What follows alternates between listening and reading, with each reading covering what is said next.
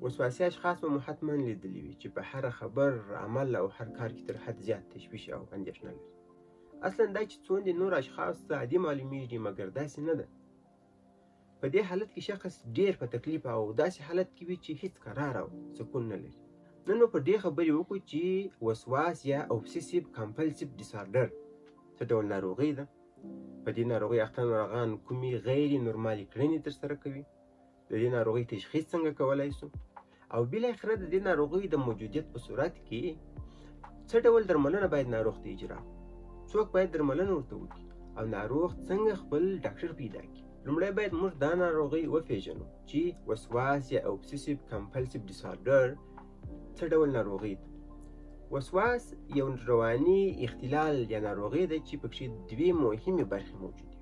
لومړۍ برخه اوبسیشنز یا موږ ورته وسواسي افکار وایو. دا هغه تکراري مزاحم او ناڅاپي افکار دي چې شخص یې نه غواړي خو بیا هم یې ذهن ته راځي او د اندېښنې یا فشار احساس پیدا کوي. مثلا په دې حالت کې یو ناروغ د ککړتیا څخه ډېره بیره لري، هر وار یې لاسونه پرېمینځي. که ته روغبړ ورسره وکړې نو د ده زړه غواړي چې یو وار مې دا خپل لاسونه په یو 2-3 صابونانو ښه ټینګ پرېمینځلي وای. چې ډوډۍ خوري نو فقط دغه د 2 ګوتې دا 2-3 ګوتې پر دغه ګوله باندې ږدي. دا د ده په واک کې نه ده، خو بیا هم د ده ذهن ته دا حالت راځي.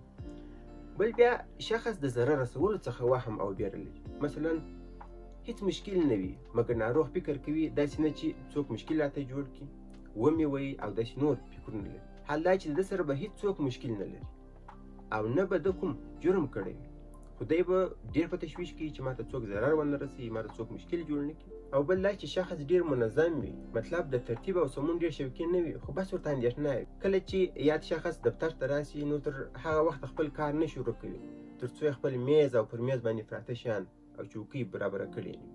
په داسې حال کې چې دا ښه کار ده او هر کس یې باید وکړي، خو د دوی دا ښه کار یو څه د افراطو خواته وي. نورمال خو داسې وي چې تلیفون، قلم، کمپیوټر او هر څه پر خپل ځای باندې منظم کښېږدي، نور بالا خلاص. خو دوی دونه کار نه کوي لکه څونه چې شیان سموي.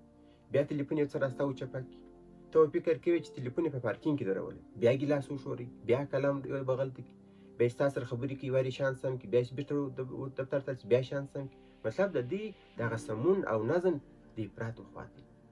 دوهم ته بیا موږ کمپلژنز یا اجباري کړنې وایو. دا هغه کړنې دي چې ناروغ یې د وسواسي فکرونو د کمولو لپاره تکراروي. مثلا شخص څو واره دروازه ګوري چې خلاصه نه وي، غله رانیسي. شخص څو واره لاسونه مینځي چې ناروغ نشم. په داسې حال کې چې ځینې وخت شخص خپله په دې پوهېږي چې دا عمل بې فایدې دی، خو بیا هم دی مجبوره کېږي تر څو هغه د خپل وسواسي افکارو د ارامولو لپاره د عمل ترسره کړي. خو په دې باندې مشکل نه حلېږي. ته به د هغه وخت لپاره خپل مشکل حل کړې، ځان به ډاډه کړې، خو وروسته بیا ستا سره هغه فکر ده، هغه وام درسره ده چې لاس مې خیرن ده او دروازه خلاصه. اوس پر دې خبرې وکړو چې څنګه کولی شو دغه ناروغۍ تشخیص کړو. د دې لپاره چې موږ یو ناروغ د وسواس ناروغۍ لپاره تشخیص کړو تقریبا یو اندازه وخت نیسي. دا ځکه چې باید د ناروغ د ورځني ژوند فعالیتونه تعقیب شي، ځکه دغه ناروغۍ د شخص د ورځني ژوند فعالیتونه اغېزمنوي، لکه کار، درس او اړیکې. دا هر څه یوازې د عقلي او عصبي ناروغۍ د متخصص په واسطه باندې امکان لري. اوس د دې ناروغۍ د تداوي لپاره باید یاد ناروغان څه وکړي، کومې کړنې باید ترسره کړي. لومړی باید د عصبي ناروغیو متخصص ته مراجعه وکړي.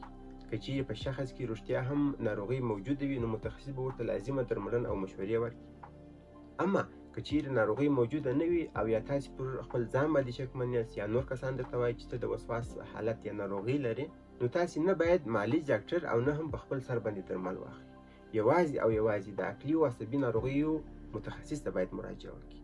لومړی د ناروغۍ د شتون او نه شتون څخه باید ځان ډاډه کړي او بیا د متخصص د مشورې مطابق درملنه وکړي.